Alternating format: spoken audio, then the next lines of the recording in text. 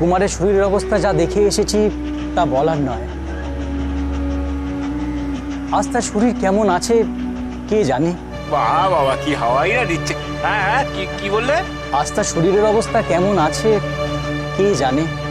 ও নিয়ে তুমি ভেবো না গো, ও নিয়ে তুমি ভেবো না। আমার বড় মা আছে না, শোনো গো, আমার বড় মার অনুমতিতে আমি যখন কলকাতা যাচ্ছি তখন আমি না যাওয়া অবধি কোনো নিষ্পত্তি হবে না, বুঝেছো? এত ভেবো না। আচ্ছা জমিদার মশাই, এই যে আমরা কলকাতা যাচ্ছি, তা সেই খবর রাজামশাই জেনেছেন? হ্যাঁ, বোধহয় জেনেছেন। বামদেব ঠাকুর রাজি হবার সঙ্গে সঙ্গে একজনকে কলকাতায় পাঠিয়ে দিয়েছে। বাহ বাবা, বেশ করেছো বেশ করেছো। কাল সকালের মধ্যে আমরা কলকাতা পৌঁছে যাব। তারপর তো সব বড় মার কৃপা। আমার বড় মা তুষ্ট হলেই তিনিও সুস্থ হবেন।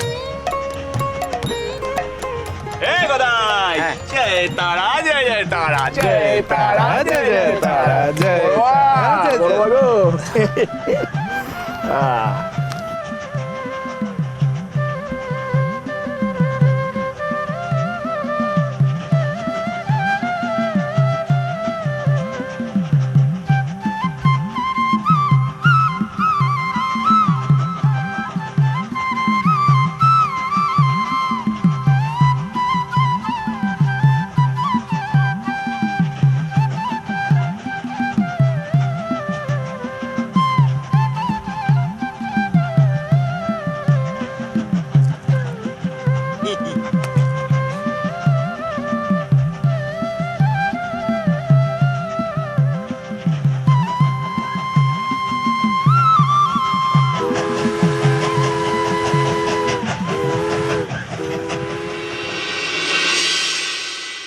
জয় তারা মা, এই সুখবরটা এক্ষুনি সবাইকে দিতে হবে।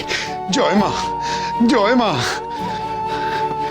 ওগো, তোমরা চিন্তা করো না গো, তিনি আসছেন। এই সুখবরটা পাবার সাথে সাথেই আমি তোমাদের সবাইকে জানাতে এলাম। সত্যি বলছেন আপনি? হ্যাঁ গো, বামদেব ঠাকুর আসছেন।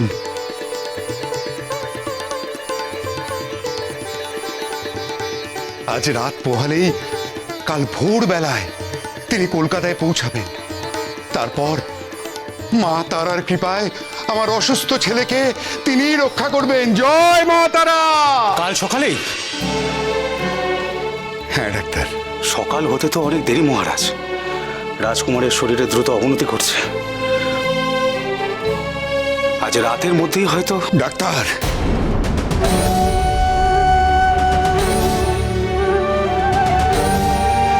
খোকা, খোকা।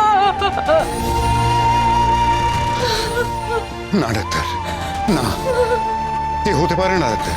বামদেব ঠাকুর আসার আগেই সবকিছু শেষ হয়ে যেতে পারে না ডাক্তার। ডাক্তার, আজকের রাতটুকু আপনি আমার ছেলের প্রাণটুকু টিকিয়ে রাখুন ডাক্তার। আপনি যা চাইবেন আমি আপনাকে সবকিছু উজাড় করে দেব। দয়া করে আজকের রাতটুকু আমার ছেলের প্রাণটুকু আপনি টিকিয়ে রাখুন ডাক্তার, দয়া করে। আমাকে এভাবে বলবেন না মহারাজ, আমার সব চেষ্টাই বিফলে গেছে। আমার যে আর কিছুই করার নেই। আপনারা মন শক্ত করুন।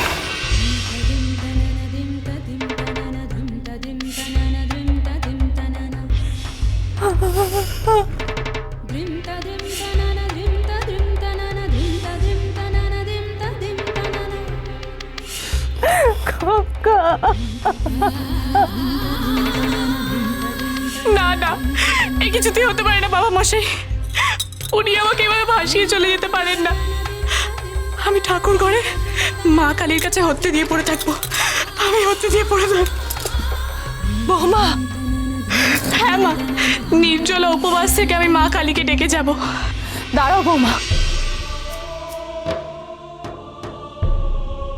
তুমি একা নও।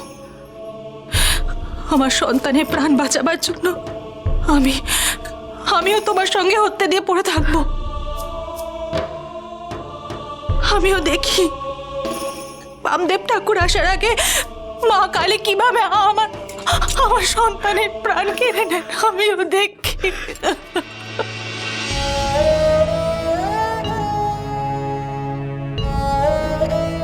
শান্ত হও তোমরা।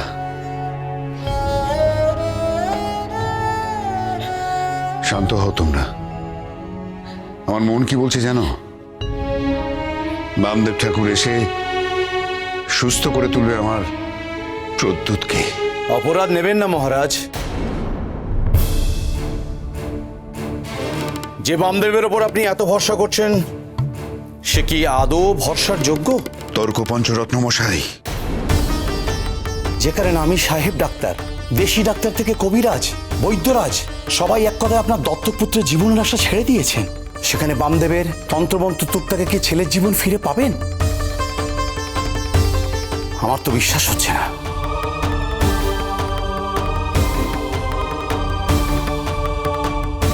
দয়া করে এমন কথা বলবেন না। বামদেব ঠাকুর এমন সব ঘটনা ঘটাতে সক্ষম যার 5 জনের কাছে অলৌকিক। তাই আমার স্থির বিশ্বাস আমার ছেলেকে, আমার প্রদ্যুৎকে বামদেব ঠাকুরই রক্ষা করবেন। বেশ,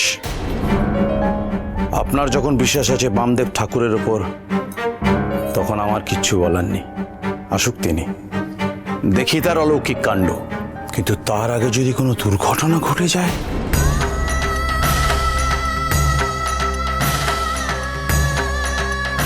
তর্করত্ন মশাই, আপনি কি বলছেন? মাফ করবেন রানীমা। মহারাজ, আপনি রানীমাকে বোঝান। দুর্ঘটনা যে ঘটবেই তা আমি বলছি না, না ঘটলেই মঙ্গল। তবে এই সময় আমার কাজটা শুরু করে দেওয়া ভালো। আপনাদের সন্তানের আত্মার শান্তি কামনার জন্য গীতা পাঠ শুরু করি।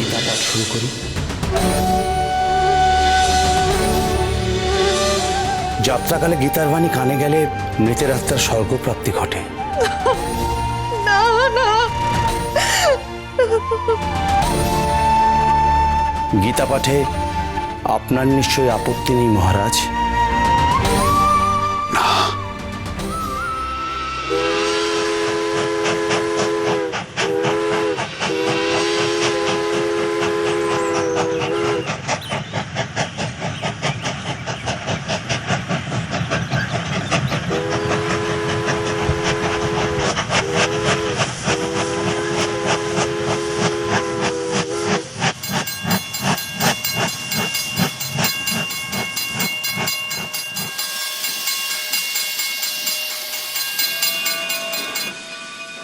ঠাকুর, ঠাকুর, হ্যাঁ, আমরা পৌঁছে গেছি।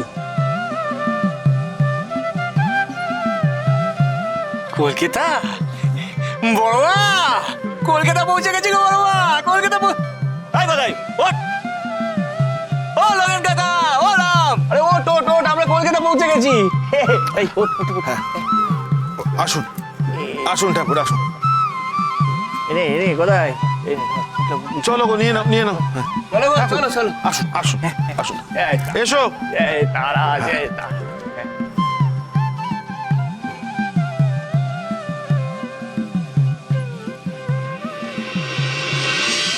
আসুন আসুন ঠাকুর, আসুন ঠাকুর, সাবধানে।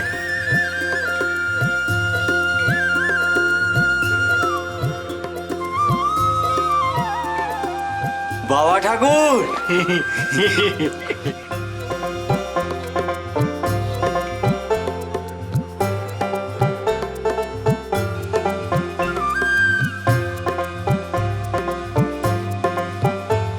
ঠাকুর, হ্যাঁ, আসুন। প্রণাম বামদেব। পেন নাম গো, পেন নাম। আপনি এসেছেন সেজন্য আমরা ধন্য। বিনিমাধব মশাই, বামদেবকে নিয়ে যাওয়ার জন্য ঘোড়ার গাড়ি এনেছি। চলুন বামদেব। কি ঘোড়ার গাড়ি? না না, আমি কোনো ঘোড়ার গাড়িতে চাপবো না, আমি চাপবো না। ও কেন ঠাকুর, ঘোড়ার গাড়িতে চড়বেন না কেন? সবাই চড়ে, কোনো অসুবিধা হবে না। মহাপীঠ